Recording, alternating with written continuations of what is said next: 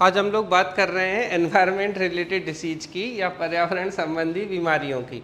तो पर्यावरण प्रदूषण हो गया। अब पर्यावरण प्रदूषण हुआ तो किससे पर्यावरण प्रदूषण हो रहा है या एनवायरनमेंट पॉल्यूशन हो रहा है। तो एक मैंने जैसे आपको बताया कि लेड का नाम क्या होता है, तो प्लम्बम होता है, और इसके कारण जो डिसीज होती है वो होती है प्लम्बिज्म।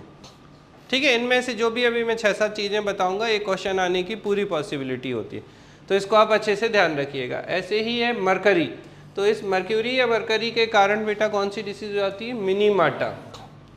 तो जापान की एक मिनीमाटा खाड़ी है जिसमें क्या हुआ था कि ई वेस्ट समझते हैं आप लोग, क्या होते हैं ई वेस्ट? पहले तो ई का मतलब क्या है, इलेक्ट्रॉनिक। अब सोचो, मतलब पीएससी का ये लेवल है कि ये क्वेश्चन तक पूछ लिया उन्होंने कि ई में ई क्या होता है, लेकिन यहाँ अगर हम इसको ई कोलाई कर देंगे तो इसका भी ई पूछा है उन्होंने। ठीक है, तो यहाँ जो ई है वो इश्चीरिशिया कोलाई है। क्या है, इश्चीरिशिया। और यहाँ ई का मतलब क्या है, इलेक्ट्रॉनिक। जैसे होता है ना ई गवर्नेंस, इलेक्ट्रॉनिक गवर्नेंस, ई वेस्ट, इलेक्ट्रॉनिक वेस्ट। तो जो भी इलेक्ट्रॉनिक वेस्ट थे बेटा, ये कहाँ डाले गए, तो इस मिनीमाटा वे या मिनीमाटा खाड़ी में डाले गए। और चूंकि मरकरी जो है वो कहाँ चली गई, इससे जापान के जो लोग थे, अब मिनीमाटा खाड़ी में फिश थी, ठीक है, तो पानी में गई, सही बोल रही हैं आप, पानी से मछलियों में गई, और मछलियों को किसने खाया, ह्यूमन ने खाया, तो ह्यूमन में चली गई। तो ह्यूमन को कौन सी डिसीज हो गई, मिनीमाटा डिसीज हो गई। क्वेश्चन ज़्यादातर ये आया, एक तो पूछा गया है कि मिनीमाटा मीन्स में ही पूछा गया है, तो आप कैसे बताएंगे कि मिनीमाटा जो है जापान में डिसीज हुई थी, मिनीमाटा बे में किसके कारण हुई थी, तो मरकरी के कारण या पारे के कारण ये डिसीज हुई थी। और मिनीमाटा डिसीज किसका एग्जाम्पल है, ठीक है, तो बायोमैग्निफिकेशन या जैव आवर्धन का, किसका एग्जाम्पल है ये, बायोमैग्निफिकेशन या जैव आवर्धन का। तो ये आपको ध्यान रखना है कि ये बायोमैग्निफिकेशन या जैव आवर्धन का एग्जाम्पल है आपका क्या, मिनीमाटा डिसीज। हो जाएगा यहाँ तक, कोई समस्या? और बिल्कुल ऐसी ही एक डिसीज होती है कैडमियम के कारण, जिसका नाम है एटाई। तो एटाई जो है वो कैडमियम के कारण होती है, मिनीमाटा जो है वो मरकरी के कारण होती है। अच्छे से ध्यान रखना है, लेड के कारण प्लम्बिज्म होती है। आते हैं इनमें से क्वेश्चन। और एक और मैं आपको बताऊं, अगर आपने सुना है ब्लू बेबी डिसीज, सुनिए, ब्लू बेबी डिसीज। ये ब्लू बेबी डिसीज किससे होती है? हाँ भाई, लाइव क्लास में कोई पार्टिसिपेट करना चाहे तो बताए। ये हाँ बोलिए, नाइट्रेट, वेरी गुड। तो नाइट्रेट जो है इसकी अधिकता से क्या हो जाती है, नाइट्रेट की अधिकता से, ठीक है। तो ब्लू बेबी डिसीज, इसी ब्लू बेबी डिसीज को एक और नाम दिया जाता है, ब्लू बेबी सिंड्रोम। अच्छा, और इसके अलावा मीथेमोग्लोबिमिनिया, बोलिए जल्दी से, मीथेमोग्लोबिमिनिया। तो मीथेमोग्लोबिमिनिया या ब्लू बेबी डिसीज जो है वो एक्सेस ऑफ नाइट्रेट से हो जाती है। तो नाइट्रेट की अधिकता से क्या हो रहा है, ब्लू बेबी डिसीज हो रहा है। एक बेटा नॉकनी सिंड्रोम पूछा गया था, क्या, नॉकनी सिंड्रोम। तो बताइए भाई, नॉकनी सिंड्रोम किससे होता है? हाँ भाई, सॉरी, नॉकनी सिंड्रोम फ्लोरीन से, वेरी गुड। तो नॉकनी सिंड्रोम जो है वो फ्लोरीन की अधिकता से, ठीक है, तो फ्लोरीन की अधिकता जब हो जाती है तो नॉकनी सिंड्रोम। ये सब आए हुए क्वेश्चन है प्रीवियस ईयर में, आप क्वेश्चन सॉल्व करेंगे तो आपको सारे क्वेश्चंस मिलेंगे। तो मिनीमाटा मरकरी के कारण, जैसे कोई बच्चा अगर उत्तर प्रदेश पीएससी दे रहा है तो मतलब मोस्ट ऑफ द टाइम हमें ये लगता है कि इनमें से ही क्वेश्चन आएगा, ठीक है। अगर किसी को बिहार पीएससी का किसी ने फॉर्म भरा है या राजस्थान पीएससी का फॉर्म भरा है या यूपीएससी का भरा है, तो इनमें से क्वेश्चन आने की पॉसिबिलिटी बहुत ज़्यादा होती है।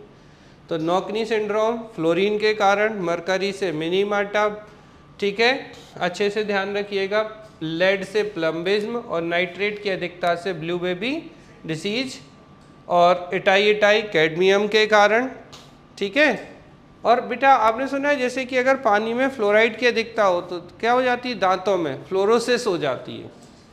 तो फ्लोरोसिस जो होती है ना फ्लोराइड की अधिकता से, तो अगर पानी में फ्लोराइड की अधिकता है तो उससे हो जाती है आपकी कौन सी डिसीज़, फ्लोरोसिस। इसे डेंटल कैरीज भी बोलते हैं। डेंटल कैरीज का क्या मतलब है कि जो दांत हैं वो झड़ने लगते हैं। कैसे होने लगते हैं दांत, तो दांत झड़ने लगते हैं। तो ये भी आपको ध्यान रखना है कि जो फ्लोरोसिस है, ठीक है, फ्लोरोसिस या डेंटल कैरीज, तो फ्लोरोसिस या डेंटल कैरीज किससे हो रही है, फ्लोराइड की अधिकता से। ठीक, यहाँ तक क्लियर, कोई समस्या किसी को? याद रखेंगे, इनमें से एक क्वेश्चन आने की पॉसिबिलिटी मुझे लगती है कि होती है एग्ज़ाम में। अभी जैसे यूपीपीएससी का आने वाला एग्ज़ाम है तो उसमें पेपर है, बिहार का है, राजस्थान है, फिर मध्य प्रदेश आएगा, यूपीएससी है, तो इनमें क्वेश्चंस आते हैं। आप देखेंगे तो ज़रूर आपको किसी न किसी एग्ज़ाम में ये क्वेश्चन मिल जाएंगे। ठीक है, यहाँ तक कोई समस्या किसी को, कोई क्वेश्चन किसी का यहाँ तक? थोड़ा सा कुछ व्यावसायिक डिसीज़ होती हैं, ऑक्यूपेशनल डिसीज़, तो पर्यावरण में इनके पार्टिकल्स निकलते हैं और उसके कारण भी डिसीज़ हो जाती है। तो कुछ ऑक्यूपेशन बेस्ड डिसीज़ होती हैं, जैसे आप पर्टिकुलर ऑक्यूपेशन में काम करते हैं, पर्टिकुलर व्यवसाय का काम कर रहे हैं और उसके कारण डिसीज़ हो जाती है।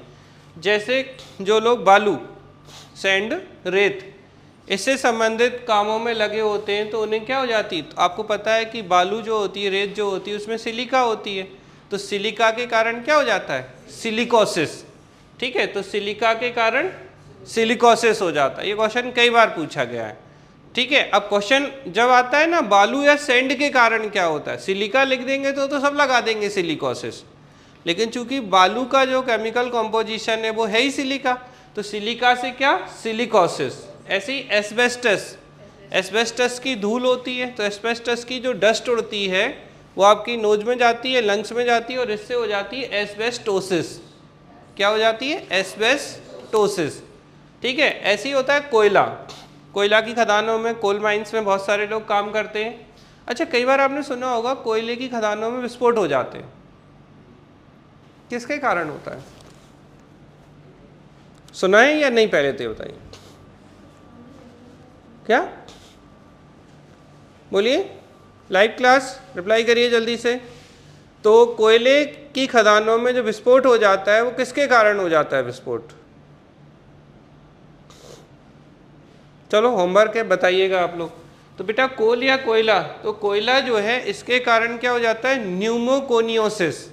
कोयलों के कारण क्या हो रहा है, न्यूमोकोनियोसिस। तो न्यूमोकोनियोसिस जो है वो कोयले के कारण हो जाती है। कौन कौन से प्रकार के कोयला होते हैं कौन कौन से प्रकार के कोयला सुनिए आप लोगों ने, सुनिए, बताओ फिर जल्दी से। टाइप्स ऑफ कोल, कोयले के प्रकार कौन कौन से हैं? एक होता है एंथ्रेसाइट, हाँ, और मैग्नेटाइट कोयला है, बस एंथ्रेसाइट ही होता है, चार होते हैं। अच्छा चलो, ये तो पता है कि चार होते हैं, कौन कौन से चार होते हैं?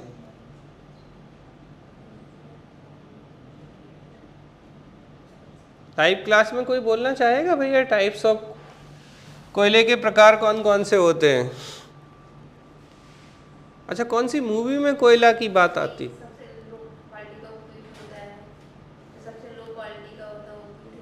पीट होता है, अच्छा ठीक है। बेटा एंथ्रेसाइट, बिटुमिनस, लिग्नाइट और पीट, कौन कौन से होते हैं? एंथ्रेसाइट, बिटुमिनस, लिग्नाइट और कोल, क्या, पीट। तो एंथ्रेसाइट, बिटुमिनस, लिग्नाइट और पीट, ये चार प्रकार के कोल या कोयले होते हैं, जिनमें से सबसे अच्छा कोयला जो है वो एंथ्रेसाइट होता है। ये ज्योग्राफी का बहुत इंपॉर्टेंट क्वेश्चन है, ये साइंस में भी आ सकता है आपसे। फिर इसके बाद कॉटन या कपड़े, तो जो कपड़े से संबंधित इंडस्ट्री होती है ना, जैसे कॉटन का काम कर रहे हैं, जैसे रुई आपने देखी ना, गद्दे अभी ठंड आ जाएंगी तो विंटर सीजन में क्या होगा, गद्दे भरते हैं, रजाई भरते हैं जो लोग, तो आप अगर वहाँ खड़े हो, जैसे कई लोग होते हैं कि पता नहीं अच्छा कॉटन डालेंगे कि नहीं, तो वहीं खड़े रहते हैं। जब आप 15-20 मिनट खड़े रहो तो आपको खांसी आने लगती है, क्योंकि उसके जो पार्टिकल्स हैं वो नोज में जाते हैं। तो जो लोग यहाँ पे कंटिन्यू काम करते हैं उन्हें हो जाती है बाइसिनोसिस। कॉटन के कारण, कपड़े के कारण कौन सी डिसीज, ठीक है, बाइसिनोसिस। कोयले के कारण न्यूमोकोनियोसिस, ठीक है। सैंड या बालू के कारण सिलिकोसिस। एस्बेस्टस, तो एस्बेस्टस है तो टोसिस लगा देना, तो एस्बेस्टस के कारण एस्बेस्टोसिस। सिलिका या बालू के कारण सिलिकोसिस। कोयले के कारण न्यूमोकोनियोसिस, ठीक है ना। और कपड़ा बाइसिनोसिस। और एक होता है गन्ना, जैसे आपने देखा होगा गन्ने के खेत में बहुत सारे लोग काम करते हैं। आपने खेत में जाके गन्ना कटवाया किसी से, वो ताजे गन्ने लेके आएंगे, आप देखिए वहाँ पे, तो जब वो काटते हैं गन्ने को तो आप देखना कि डस्ट उड़ती है, ठीक है। और जो लोग कंटिन्यू इस इंडस्ट्री से संबंधित काम करते हैं, गन्ने से संबंधित, तो उन्हें क्या हो जाती है, बेगासोसिस। और इसको ऐसे भी याद रख लो, बगासी सुना है किसी ने, बगासी, गन्ने से गुड़ बनता है, उस गुड़ को बगासी कहते हैं लोकल लैंग्वेज में। अगर आप मुरैना और इस तरफ के एरिया में जाएं तो ऐसा लो, बगासी, बगासोसिस। देखो याद रखने का एक तरीका होता है, अगर उस तरीके को सीखोगे तो कभी नहीं भूलोगे। मतलब आप जब भी पूछोगे मैं बताऊंगा यही, क्योंकि मेरा दिमाग कहाँ से कनेक्ट हो रहा है, बगासी से। भाई देखो, आपको जो भी लोकल लैंग्वेज अगर आती है, लोकल लैंग्वेज से आप सीख सकते हो ना, तो आपको याद रहेंगी चीज़ें। गन्ना शुगर कैन है, शुगर कैन इंडस्ट्री से जुड़े हुए जो लोग होते हैं, गन्ना उद्योग से, गन्ना से संबंधित, तो उन्हें बेगासोसिस हो जाती है। कपड़े वालों को बाइसिनोसिस, कोयले वालों को न्यूमोकोनियोसिस, एस्बेस्टस के कारण एस्बेस्टोसिस, सिलिका के कारण सिलिकोसिस हो जाती है। तो ये कुछ इम्पॉर्टेंट डिसीज़ हैं जो एनवायरनमेंट रिलेटेड डिसीज़ होती हैं, जिनसे क्वेश्चंस खूब आते हैं एग्जाम में, ठीक है। ध्यान रखिएगा अच्छे से, बिल्कुल गड़बड़ नहीं होनी चाहिए। फिर कुछ प्रोटोकॉल्स है, आप अच्छे से छाप लो, इससे एक प्रश्न आएगा पेपर जब भी हो, लेकिन प्रश्न आने की पूरी संभावना नहीं, मतलब वैसे तो आता ही है लेकिन बोलना संभावना ही चाहिए, तो इसलिए बोल रहे हैं कि संभावना है। ये जो प्रोटोकॉल है बस ये एक पेज होता है और हर साल पढ़ाते हैं, 2-3 बार पढ़ाते हैं, पेपर यहाँ से बनता है चाहे कुछ भी हो जाए, ठीक है। इससे सस्ता सौदा कुछ नहीं हो सकता कि आप एक पेज पढ़ें और एक क्वेश्चन आपका पक्का हो जाए। तो इसको बिल्कुल अच्छे से समझिए, बिल्कुल गड़बड़ नहीं करनी है। तो पहले हम लोग पढ़ लेते हैं, फिर मैं आपको कनेक्ट करा दूंगा कि कैसे याद रखना है। तो देखिए, एक इम्पॉर्टेंट कन्वेंशन हुई थी, रामसर कन्वेंशन। क्या हुई थी, रामसर कन्वेंशन। तो रामसर कन्वेंशन बेटा 1971 का है।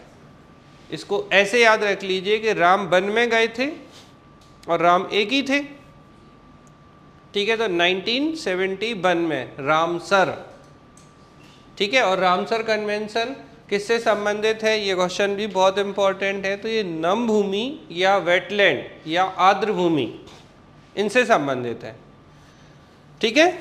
तो वेटलैंड कंजर्वेशन या फिर नम भूमियों को संरक्षण प्रदान करने के लिए ईरान के रामसर शहर में एक कन्वेंशन हुआ, जिसे हम रामसर कन्वेंशन के नाम से जानते हैं, ठीक है। और इसी से आर्द्र भूमि या नम भूमि को बचाने के लिए एक डे शुरू किया गया इसी प्रोटोकॉल के अंतर्गत बाद में, तो वो कहलाता है विश्व आर्द्र भूमि दिवस। ये भी बहुत बार पूछा गया है कि वर्ल्ड वेटलैंड डे कब मनाया जाता है, तो 2 फेब को वर्ल्ड वेटलैंड डे या विश्व आर्द्र भूमि या नम भूमि दिवस जो है वो मनाया जाता है, ठीक। ये हो गई पहली बात। इसके बाद दूसरी बात आती है 1972 स्टॉकहोम कन्वेंशन, ठीक है। और स्टॉकहोम कन्वेंशन के माध्यम से ही विश्व पर्यावरण दिवस या वर्ल्ड एनवायरनमेंट डे मनाना शुरू किया गया, ठीक है। तो क्या, रामसर कन्वेंशन, रामसर कन्वेंशन 1971, ठीक है। दूसरा आपका स्टॉकहोम कन्वेंशन 1972। और इंडिया में अगर हम देखें तो राम तो वन में गए थे, राम जी वन में गए थे ना, तो 1972 में वन्य जीव संरक्षण अधिनियम, तो वाइल्ड लाइफ प्रोटेक्शन एक्ट 1972 का है। तो वन्य जीव संरक्षण अधिनियम कब का है? 1972 में। अब वन में गए थे तो वन में कौन होते हैं? टाइगर होते हैं। तो 1973 में वन में कौन मिले? वनराज मिले, यानी कि प्रोजेक्ट टाइगर। तो 1973 में, ठीक है, बाघ परियोजना या प्रोजेक्ट टाइगर आया बाघों को संरक्षित करने के लिए। और भारत में टाइगर मैन ऑफ इंडिया जो है बेटा वो कैलाश सांखला है, सत्यार्थी नहीं, कैलाश सांखला है। तो 1971 में रामसर ईरान में, नमभूमि 1972 में एक स्टॉकहोम कन्वेंशन, उससे क्या आया? विश्व पर्यावरण दिवस 5 जून, वर्ल्ड एनवायरनमेंट डे 5 जून को। 1972 में इंडिया में वाइल्ड लाइफ प्रोटेक्शन एक्ट या वन्य जीव संरक्षण अधिनियम आया 1972 का। इसके बाद 1973, तो 3 में क्या? प्रोजेक्ट टाइगर या बाघ परियोजना, इंदिरा गांधी लेके आई थी ये प्रोजेक्ट टाइगर।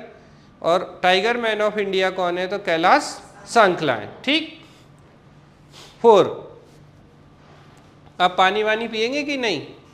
तो भैया वन में वनराज हैं और वनराज पिएंगे जल। तो 1974 में क्या है? जल प्रदूषण निवारण एवं नियंत्रण अधिनियम। ठीक है। तो 1974 में क्या आया? Water prevention and control of pollution act 1974। सबसे ज़्यादा तो बेटा ये और ये इन्हीं 3 से ही आ जाते हैं नॉर्मली तो क्वेश्चन, लेकिन हम सब पढ़ेंगे जिससे कि पक्का फंसे। ठीक है। तो 1974 में हो गया वाटर। 1980 में हम देखते हैं तो वन संरक्षण अधिनियम। पानी कब मिलेगा? जब वनों को संरक्षित करेंगे। तो 1980 में फॉरेस्ट कंजर्वेशन एक्ट या वन संरक्षण अधिनियम आया था। अब वन होंगे तो वायु अच्छी होगी, तो वायु को बचाना पड़ेगा प्रदूषण से। तो 1981 में क्या है? वायु प्रदूषण निवारण एवं नियंत्रण अधिनियम। तो 1981 में एयर, जैसे यहाँ 74 में वाटर था और कुछ नहीं, अगर भूल जाओ तो ए यानी वन होता है, 71 नहीं लेकिन 1981।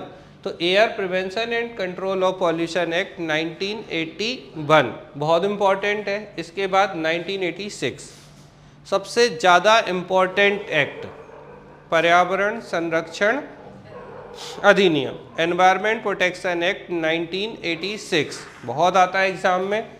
इसी को बेटा अम्ब्रेला लेजिस्लेशन या छाता विधान भी कहते हैं। क्या कहते हैं इसे? अम्ब्रेला लेजिस्लेशन या छाता विधान 1986।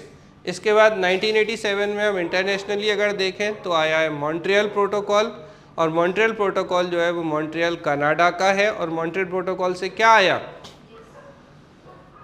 ओजोन लेयर डिप्लीशन को रोकने के लिए या ओजोन परत को संरक्षित करने के लिए कानून बनाया गया था। तो 1987 में ओजोन लेयर को प्रोटेक्शन या ओजोन लेयर प्रोटेक्शन के लिए एक एक्ट आया था। उसे हम किस नाम से जानते हैं? मॉन्ट्रियल प्रोटोकॉल के नाम से जानते हैं। तो ये हो गया आपका 1987 का। इसके बाद हम देखें तो 1992 में एक एक्ट आया, पृथ्वी शिखर सम्मेलन रियो डी जेनेरियो ब्राज़ील में। ठीक है। तो अर्थ समिट हुई थी 1992 में, रियो डी जेनेरियो ब्राज़ील का शहर है ये, और यहाँ पर पृथ्वी शिखर सम्मेलन हुआ और इसके माध्यम से 3 इम्पॉर्टेंट प्रोटोकॉल आए। एक है CBD, तो कन्वेंशन ऑन बायोलॉजिकल डाइवर्सिटी। एक है UNFCCC, क्या है? United Nation Framework Convention on Climate Change. और एक है UNCCD, तो United Nation Convention to Combat Desertification, यानी मरुस्थलीकरण को रोकने के लिए। तो 3 प्रोटोकॉल किसके माध्यम से? CBD, UNFCCC और UNCCD। अब जैसे पूछते हैं कि इन प्रोटोकॉल्स को किसके माध्यम से जनरेट किया गया, तो जो पृथ्वी शिखर सम्मेलन या रियो डी जेनेरियो में अर्थ समिट हुई थी उसके माध्यम से क्या आया था?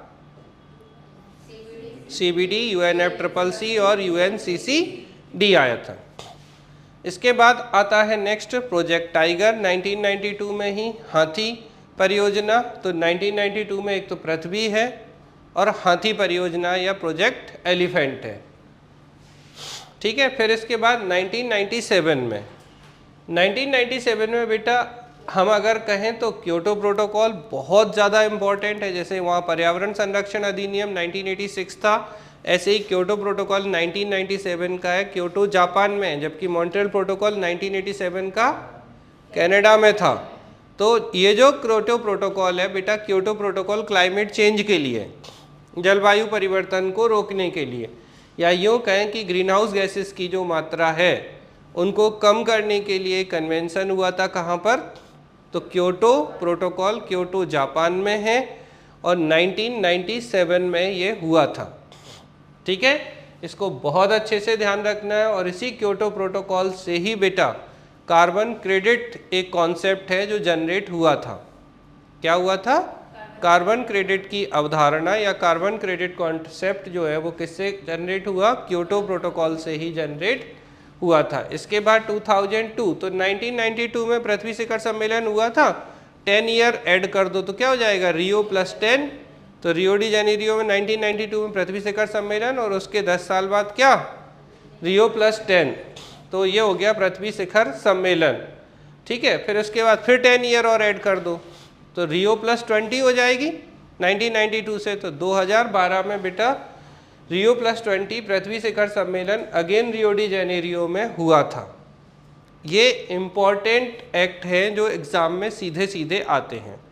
तो 1971 जल्दी जल्दी रामसर कन्वेंशन, 1972 स्टॉकहोम और वन्यजीव संरक्षण अधिनियम, 1973 प्रोजेक्ट टाइगर, 1974 वाटर, 1980 वन संरक्षण या forest conservation, 1981 wild life protection act, वायु प्रदूषण नियंत्रण एवं निवारण अधिनियम, तो 1981 वायु प्रदूषण एयर पॉल्यूशन वाला, 1986 एनवायरमेंट प्रोटेक्शन एक्ट या पर्यावरण संरक्षण अधिनियम, इसी का अन्य नाम छाता विधान या अम्ब्रेला लेजिस्लेशन, 1987 मॉन्ट्रियल प्रोटोकॉल, 1992 पृथ्वी शिखर सम्मेलन, रियो डी जेनेरियो अर्थ समिट, और क्या आया इससे?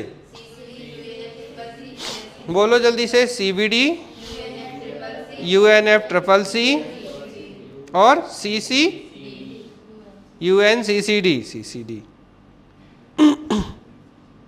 UNCCD ध्यान रखेंगे अच्छे से। एक मिनट। हाँ भाई, तो बताइए जल्दी से, यहाँ तक कोई समस्या? तो ये प्रोटोकॉल है, इनसे क्वेश्चन आता है बेटा। इसके अलावा कुछ हमारे और प्रोटोकॉल्स हैं, तो उनमें है कोप। कोप का मतलब होता है बेटा कॉन्फ्रेंस ऑफ पार्टीज। क्या होता है? Conference of parties. तो एक बार तो कोप का फुल फॉर्म पूछ लिया उन्होंने, C स्मॉल o और P, तो इसका फुल फॉर्म क्या होता है? Conference of parties. ठीक है, तो जलवायु परिवर्तन या क्लाइमेट चेंज को रोकने के लिए जब अलग अलग देशों के सदस्य जो एक सम्मेलन में भाग लेते हैं वो कोप का हिस्सा होते हैं। अलग अलग हर एक देश एक पार्टी है। तो इसके जो सम्मेलन हुए हैं कॉन्फ्रेंस ऑफ पार्टीज का, तो सबसे पहले कोप 1 हुआ है। तो कोप 1 कहाँ हुआ? बर्लिन में। ये आपको ध्यान रखना है। तो बर्लिन जर्मनी में कोप 1 हुआ। ध्यान रखेंगे, कहाँ हुआ है कोप 1? बर्लिन जर्मनी में कोप 1 हुआ। इसके बाद हम देखते हैं सबसे इम्पॉर्टेंट कोप है कोप 21, कॉन्फ्रेंस ऑफ पार्टीज 21।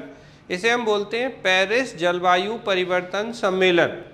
क्या बोलते हैं? तो conference of parties 21, Paris climate change conference. तो कोप 21 जो हुआ है बेटा 2015 में हुआ है। तो कोप 21 कब हुआ?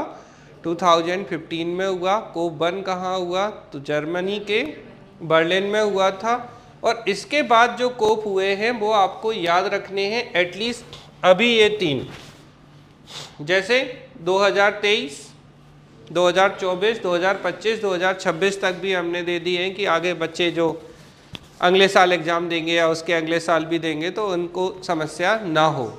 लेकिन हम लोगों ने 1 पढ़ा, 21 पढ़ा, हम बाकी भी देख लेते हैं। तो 21 के बाद कोप 22 हुआ, 15 में हो गया था कोप 21। तो 2016 में कोप 22 मराकेश मोरक्को में। तो कोप 22 कब हुआ है? मराकेश मोरक्को में हुआ है ये।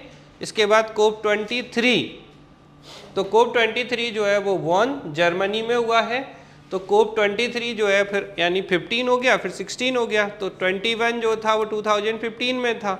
कोप 22 जो है वो मराकेश मोरक्को में 2016 में, और 2017 में जो कोप हुआ है वो हुआ है आपका वॉन जर्मनी में। कोप का नंबर क्या था? Conference of parties 23।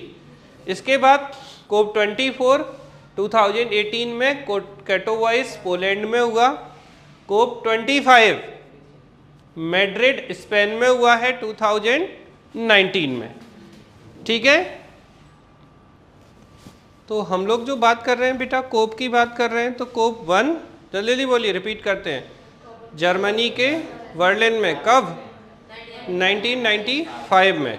ठीक है, फिर इसके बाद कोप 21 2015।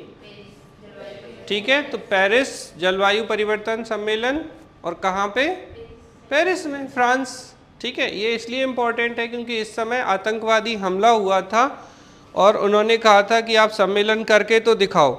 तो उस समय सम्मेलन किया गया था, इस बात से बहुत बड़ा फर्क पड़ा था, और भारत के प्रधानमंत्री श्री नरेंद्र मोदी ने इस कॉन्फ्रेंस में पेरिस जलवायु परिवर्तन सम्मेलन में बहुत महत्वपूर्ण भूमिका निभाई थी। आप जानते हैं 2014 में मोदी जी पहली बार प्रधानमंत्री बने थे और 15 में ये गए थे। नेता एक बार जाने को एग्री नहीं हो रहे थे क्योंकि ऐसा नहीं हो हमला हो जाए, तो मोदी जी ने यहाँ पे बहुत अच्छा रोल प्ले किया था। कोप 22 जो था वो 2016 में मराकेश मोरक्को में। कोप 23 कहाँ पे? तो कोप 23 जो है वो कोप 23 जो है वो कहाँ पे? बोलिए जल्दी से। कोप 23, ठीक, बॉन जर्मनी में। इसके बाद कोप 24 कैटावॉइस पोलैंड में 2018 में।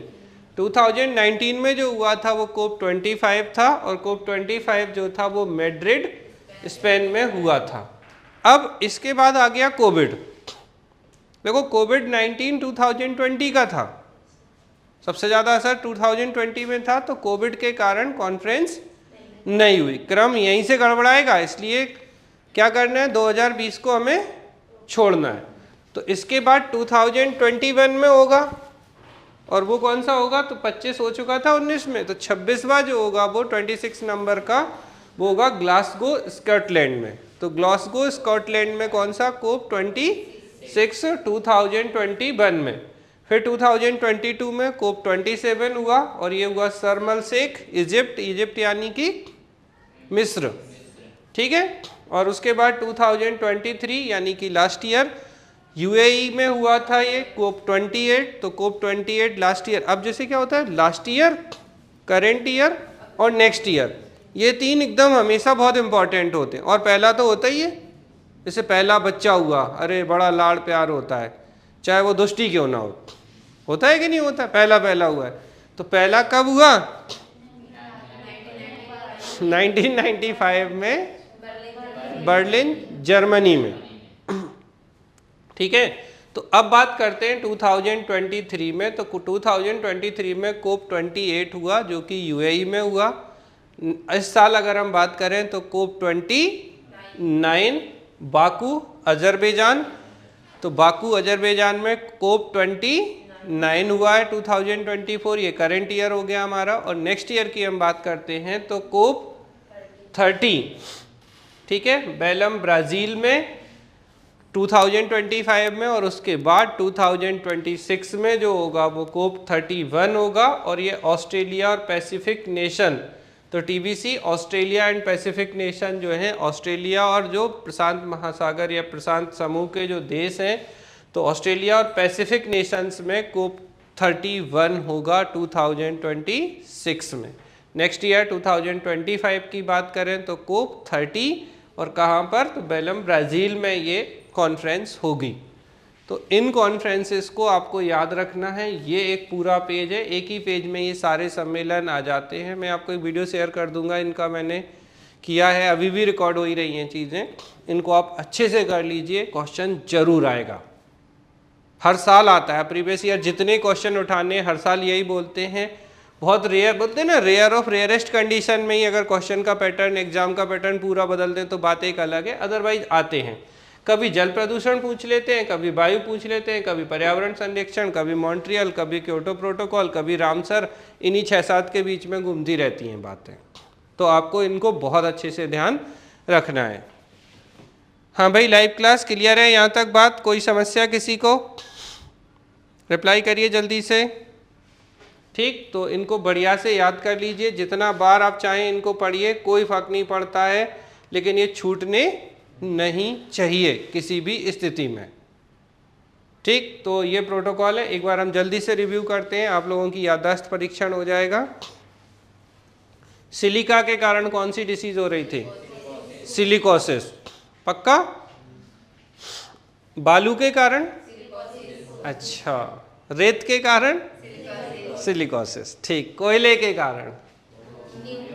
न्यूमोकोनियोसिस, तो कोल के कारण न्यूमोकोनियोसिस हो रही थी। और कोयला कितने प्रकार का था? 4। कौन कौन से? एंथ्रेसाइट, बिटुमिनस, लिग्नाइट और पीट। ठीक है, और लिग्नाइट को बेटा भूरा कोयला बोलते हैं, ब्राउन कोल। ठीक है, एक कंपनी है नेवेली लिग्नाइट। ठीक है, तो ये क्वेश्चन पूछा गया था कि भूरे कोयले से संबंधित क्या है, तो नेवेली लिग्नाइट जो है ये कंपनी है। ठीक है, चले आगे। अच्छा, गन्ने से, शुगर कैन से?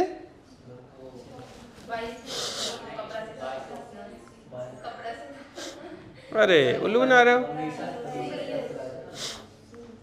बेगासोसिस, अरे यार अभी बताया ना, बगासी, फिर भूल गया बगासी को। तो बगासी यानी बेगासोसिस। और कपड़ा या कॉटन से ये थी वाइसिनोसिस। तो न्यूमोकोनियोसिस कोयले से, बेगासोसिस बगासी, गन्ना, शुगर कैन। अच्छा, 2 क्वेश्चन और याद रखिएगा, एक है शुगर कैन रिसर्च इंस्टीट्यूट और एक है शुगर रिसर्च इंस्टीट्यूट।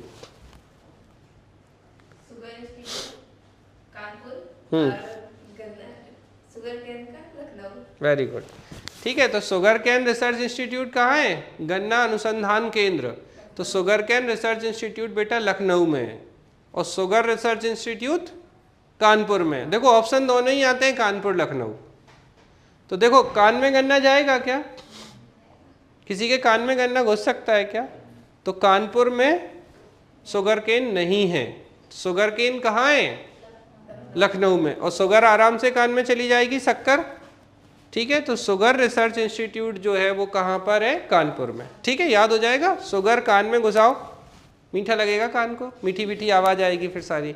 ठीक है, तो शुगर रिसर्च इंस्टीट्यूट कानपुर और sugar cane research institute Lucknow में। चलो, ये ऑक्यूपेशनल डिसीज थी।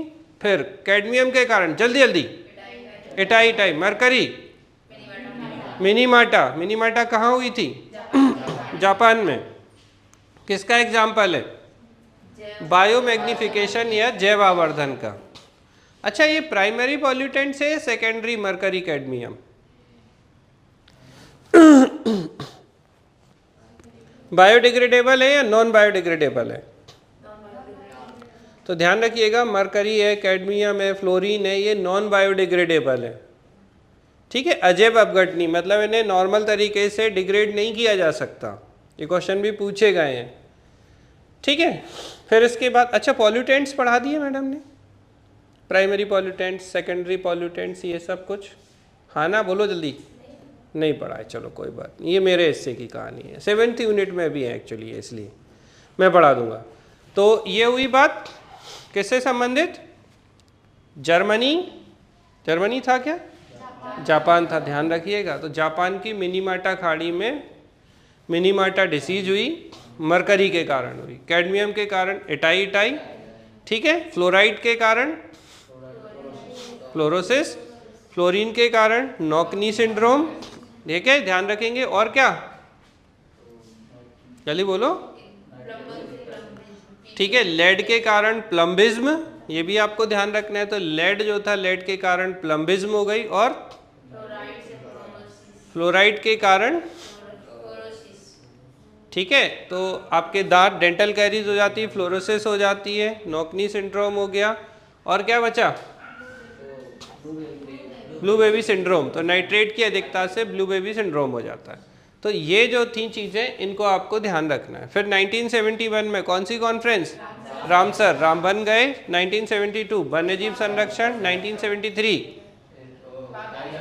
1972 में और क्या था, बोलो, वन्यजीव के अलावा स्टॉकहोम कन्वेंशन। स्टॉकहोम से ही क्या बनाना शुरू किया, विश्व पर्यावरण दिवस। चलो, इसके बाद 1974 वाटर, 1980 फॉरेस्ट कंजर्वेशन, वन संरक्षण, 81 वायु, 86 पर्यावरण संरक्षण, छाता विधान, umbrella legislation, 1987 Montreal protocol Canada, किसके लिए, ओजोन लेयर डिप्लीशन को बचाने के लिए। ओजोन परत कहाँ थी वैसे,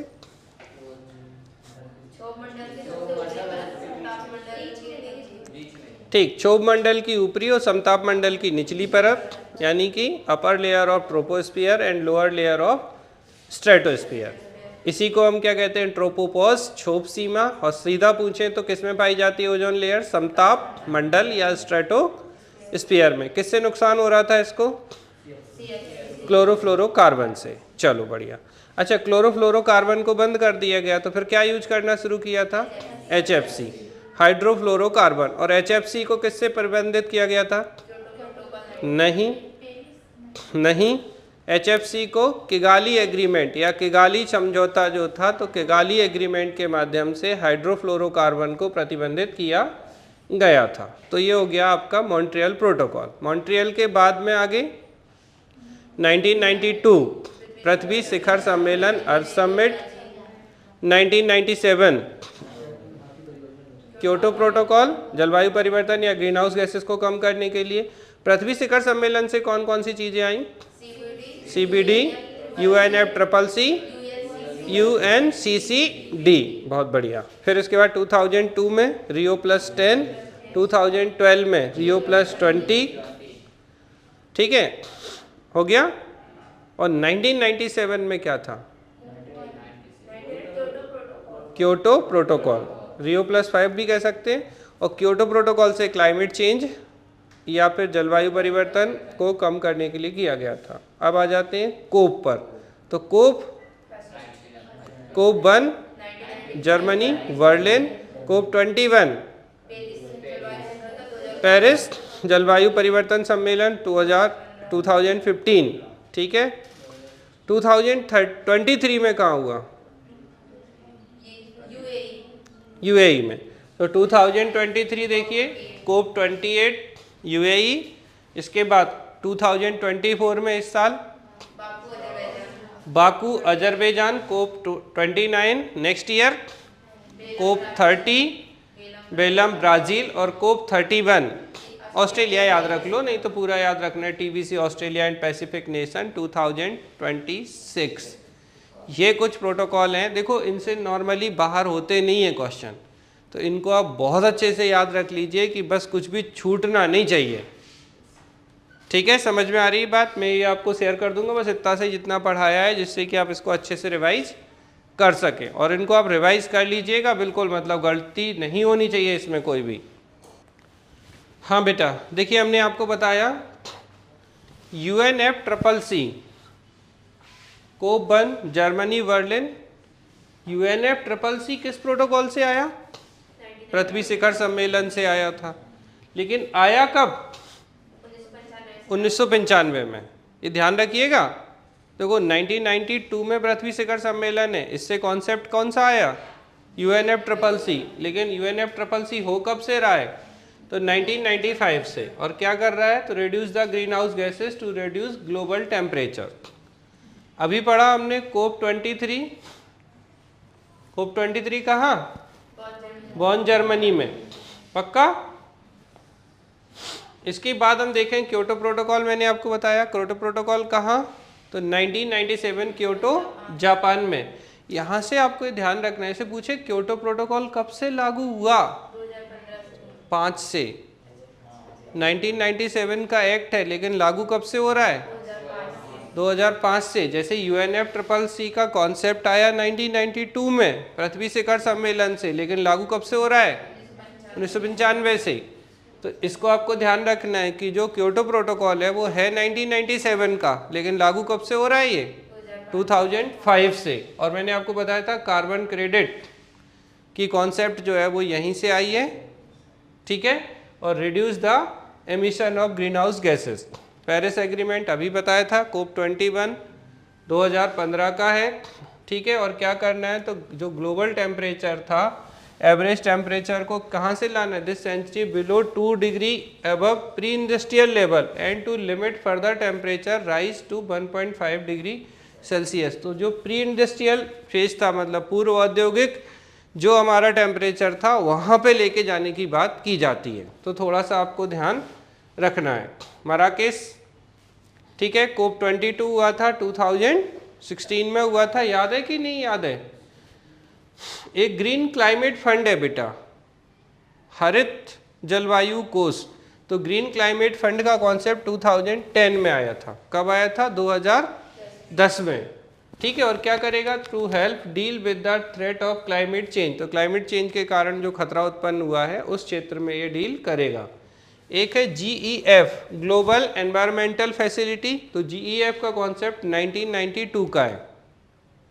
अब 1992 में क्या? पृथ्वी शिखर सम्मेलन, UNFCCC, UNCCD, CBD और GEF, ग्लोबल एनवायरमेंटल फैसिलिटी 1992, ठीक है। फिर याद है REDD? देखो UNCCD और REDD ये दो बिल्कुल अलग हैं, DD से एकदम से एक जैसा लगता है सब। तो UNCCD United nation combat desertification वाला था, और ये REDD क्या है? Reducing emission from deforestation and forest degradation. तो बेटा ये एडॉप्टेड इन REDD प्लस बाली एक्शन प्लान के अंतर्गत 2007 में, REDD 2005 में आया था। और ये REDD प्लस कब आया? 2007 में, ठीक है। तो REDD का एक बार जैसे UPSC ने क्वेश्चन पूछा था, तो फुल फॉर्म याद रखिएगा, reducing emission from forestation and forest degradation, ठीक है। तो ये आपको बहुत अच्छे से ध्यान रखना है कि कुछ भी गड़बड़ ना हो। तो ये हो गया, ठीक है। फिर एक बात की थी हमने CBD की। तो CBD कॉन्सेप्ट कब से आया?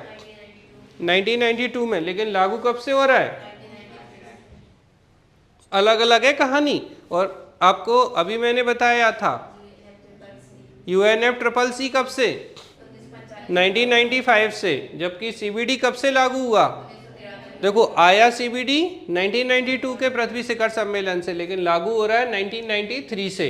और जैव विविधता को संरक्षण करेगा, क्योंकि क्या है? कन्वेंशन ऑन बायोडाइवर्सिटी है। फिर एक है बेटा कार्टाजेना प्रोटोकॉल।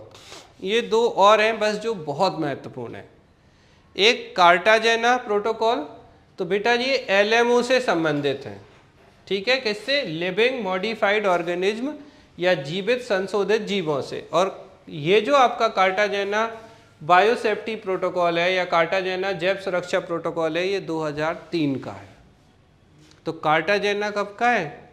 2003 का, ठीक है। सुरक्षा, देखो बायो सेफ्टी काट देंगे, सुरक्षा का मामला आया तो कैसे याद रखोगे? कार्टाजेना बायो सेफ्टी से संबंधित है। और किसकी? लिविंग मॉडिफाइड ऑर्गेनिज्म की जो बायो सेफ्टी थी, ठीक है, उनसे संबंधित है। उन्हें सुरक्षित हस्तांतरण, हैंडलिंग और उपयोग से संबंधित है। और एक है बेटा 2010 का नागोया प्रोटोकॉल या नागोया कॉन्फ्रेंस 2010, आईची जापान में था ये। और आईची टारगेट जो है वो 20 थे, ठीक है। 2011 से 20 में जैव विविधता दशक भी घोषित किया गया था इसी के बाद में। तो नागोया 2010, ठीक है। और कार्टाजेना 2003। CBD कब से लागू हुआ? बोलो 1993 से। जबकि आया कब था? 1992 में, ठीक है। और 1992 में एक GEF आया, तो ग्लोबल, बोलो जल्दी से, एनवायरमेंट फैसिलिटी 1992 का था। ग्रीन क्लाइमेट फंड 2010 का था, ये आपको याद रखना है। तो ये हो जाते हैं बेटा कुछ प्रोटोकॉल जो आपके एग्ज़ाम में पूछे जाते हैं। जैसे मॉन्ट्रियल हम पढ़ चुके हैं, 1987 का है। वियना कन्वेंशन 1988 से लागू हुई, ठीक है। और आपका जेनेवा प्रोटोकॉल, जेनेवा स्विट्जरलैंड में है, तो 1925 में संधि की गई थी, 1928 से ये लागू किया गया था और रासायनिक और जैविक हथियारों को प्रतिबंधित किया गया था जेनेवा प्रोटोकॉल से, ठीक है। तो नागोया क्लियर है, नागोया 2010। और नागोया किससे संबंधित है? आईची टारगेट बायोडाइवर्सिटी से, कार्टाजेना बायोसेफ्टी से, LMO 2003 का, और CBD 1993 से लागू हुआ। आया कब? 1992 के अर्थ समिट या पृथ्वी शिखर सम्मेलन में, ठीक है। जेनेवा 1925 में संधि हुई थी, जेनेवा प्रोटोकॉल, और 1928 से ये लागू हो गया था। क्योटो प्रोटोकॉल कब आया? 1997 में आया। और कब से लागू हुआ?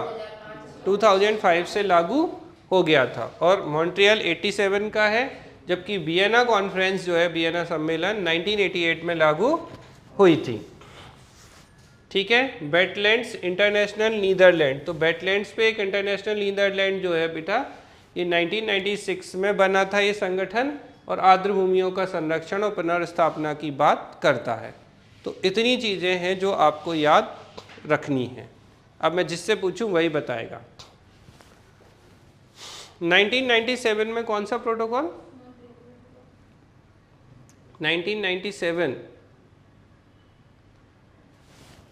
Kyoto protocol. क्योटो प्रोटोकॉल कब से लागू हुआ? 2005 से। 1987 में कौन सा आया था? Montreal protocol. 1992 में कौन सा?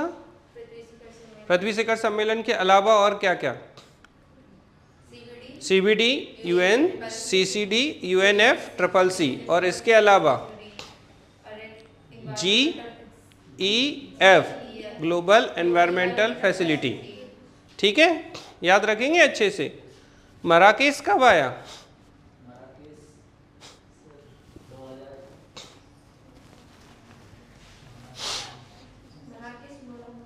मराकेश मोरक्को तो है, कब? 17? उल्लू नहीं बनाओ। 2000, सही तो बोल रहे हो, बोलो ना। 2016 में, ठीक है। मराकेश मोरक्को में था। इसको आपको ध्यान रखना है। नागोया प्रोटोकॉल 2010, और कार्टाजेना प्रोटोकॉल 2003। कार्टाजेना किससे संबंधित है? Biosafety, LMO living modified organism से संबंधित है। तो ये कुछ क्वेश्चंस हैं बेटा जो आपको ध्यान रखने हैं अच्छे से। इनको आप याद रख लिए तो आपके क्वेश्चन निश्चित रूप से यहाँ से आपको मिलेंगे।